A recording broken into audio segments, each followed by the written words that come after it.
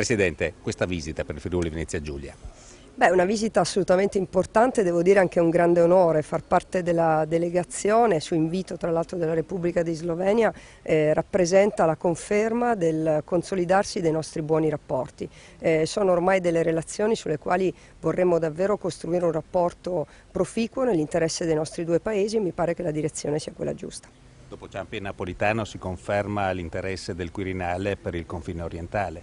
Assolutamente, è un segnale estremamente positivo, importante anche per quell'allargamento in qualche modo a cui lavora da tempo l'Europa e a cui ha dato il proprio appoggio il governo. I Balcani sono assolutamente fondamentali. La partenza dalla Slovenia è estremamente rappresentativa, io credo che non solo rafforzi i buoni rapporti, e devo dire che il clima oggi era un clima di straordinaria collaborazione, ma sia anche un segnale molto positivo ad un'Europa che ha bisogno anche di stabilità politica.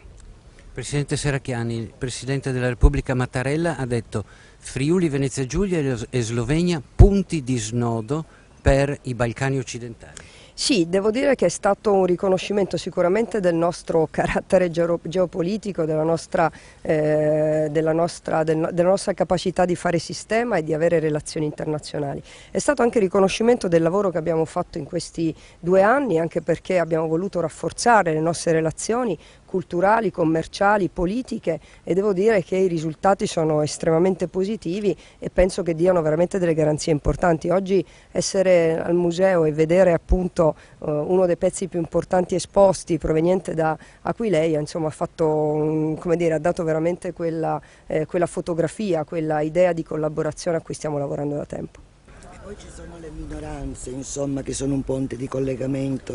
Assolutamente, lo abbiamo rilevato tutti, il Presidente lo ha fatto in modo ancora più determinato, sono quelle antenne sul territorio che permettono alle nostre due comunità di dialogare costantemente e devo dire che è stato riconosciuto il ruolo anche della Regione in questo, sia per quanto riguarda la minoranza slovena nel nostro territorio, sia per quanto riguarda evidentemente i colloqui, i dialoghi che abbiamo tenuto in tutti questi mesi con la nostra minoranza in Slovenia e in Croazia. Credo che oggi questo incontro che c'è stato con il Presidente della Repubblica abbia suggellato questo impegno comune. È una missione collettiva, ci dobbiamo lavorare bene.